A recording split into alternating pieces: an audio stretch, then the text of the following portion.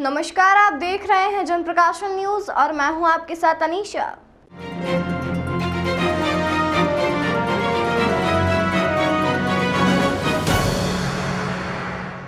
प्रख्यात कवि कुमार विश्वास द्वारा राष्ट्रीय स्वयंसेवक संघ को अनपढ़ कहने पर पूर्व मुख्यमंत्री उमा भारती भी भड़क गई। उन्होंने कहा कि कुमार विश्वास, तुम्हारी बुद्धि विकृत है। 2 दिन पहले उज्जैन में राम कथा करने पहुंचे कुमार विश्वास ने आरएसएस को अनपढ़ और वामपंथियों को कुपढ़ कहा था। हालांकि बाद में उन्होंने माफी भी मांग ली, लेकिन उनका माफी मांगने का तरीका ऐसा था जिसमें माफी मांगने वाली कोई बात नहीं दिख रही थी। पूर्व मुख्यमंत्री उमा भारती ने भी माफी मांगने के तरीके पर आपत्ति ली है। इसे लेकर उन्होंने गुरुवार को ट्वीट भी किया। उन्होंने लिखा कि कुमार विश्वास, तुमने तो माफी मांगते हुए भी सबको सामान्य बुद्धि का कह दिया। अब कुपढ़ अनपढ़ की बात तो पीछे छूट गई, किंतु तुम्हारी बुद्धि विकृत है, यह स्थापित हो गया। उज्जैन में विक्रमोत्सव कार्यक्रम के तहत 21 से 23 फरवरी तक राम कथा का आयोजन किया गया है। मंगलवार को कथा सुनाने पहुंचे कुमार विश्वास का वीडियो सामने आया था। राम कथा में कुमार विश्वास ने कहा, आज से 4-5 साल पहले बजट आने वाला था। मैं घर में स्टूडियो पर खड़ा था, कुछ रिकॉर्ड कर रहा था। वहां एक बच्चे ने मोबाइल ऑन कर दिया। वो बच्चा हमारे साथ काम करता है, राष्ट्रीय स्वयंसेवक संघ में भी काम करता है। वो मुझसे बोला कि बजट आ रहा है, कैसा आना चाहिए। मैंने कहा, तुमने तो राम राज्य की सरकार बनाई है, तो राम राज्य का बजट आना चाहिए।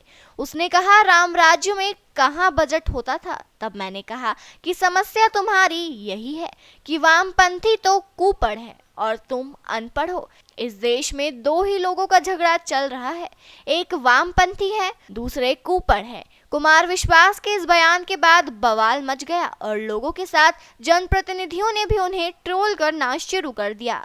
जय जय सिया राम।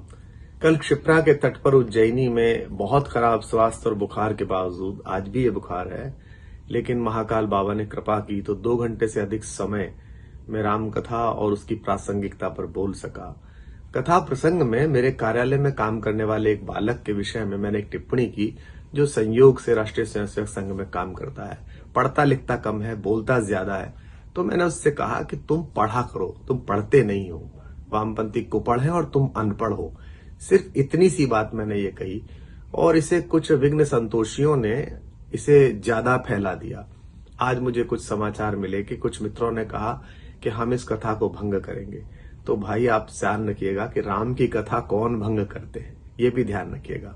और मैं उज्जैनस्थ अपने सभी मित्रों से अनुरोध करता हूं कि वहां पर पहुंचें और मैं जो बोल रहा हूं उसका अर्थ आप उस तरह से लगाएं जो मैं बोल रहा हूं। यदि आप किसी नए अर्थ में उसे समझेंगे तो उसके लिए मैं जिम्मेदार नहीं हूं। तदुपरांत आपकी इस सामान्य बुद्धि में अगर ये प्रसंग किसी और तरीके से चला गया है तो उसके लिए मुझे माफ करें, क्षमा करें। 2-2.5 घंटे में जो उत्सव धर्मी हो, जो अच्छा हो, जो मर्यादा पुरुषोत्तम भगवान राम की कथा से नवनीत निकल सकता हो, उसे लेने की कोशिश करिए। और आज प्रार्थना में बैठते समय भगवान से प्रार्थना करूंगा कि जिन्होंने भी ये विघ्न संतोष पैदा किया है, ईश्वर उनकी बुद्धि को भी मलिनता से दूर करे, भगवान से जोड़े, मर्यादा पुरुषोत्तम राम से जोड़े। मैं पुनः स्पष्ट करूं, मैं एक कथन मेरे कार्यालय में रहने वाले एक व्यक्ति के बारे में था, एक बालक के बारे में था। और ऐसी बात तो मेरे पिता भी मुझसे कहते हैं, बड़े मूर्ख हो तुम, जो स्वयं आप जानते ही हैं, सभी लोग जानते हैं कि संघ के बड़े पदाधिकारी हैं, मेरे भाई भी। ऐसी बातें तो सभी बोलते हैं, लेकिन मैंने उस लड़के से बोला जो आयु में बहुत छोटा बच्चा है, इसलिए बोल दिया और वो आपको अपना मान के मैंने वहां सूचित कर दिया। तो अब आप आइएगा और सुनिएगा। आज शंकर के राम पर, इन 2 विभूतियों के संयोजन पर कुछ कहने का बड़ा मन है। ऐसा मन दीजिए कि अच्छे से बोल पाऊं, गला भी ठीक हो पाए, बुखार भी उतर पाए।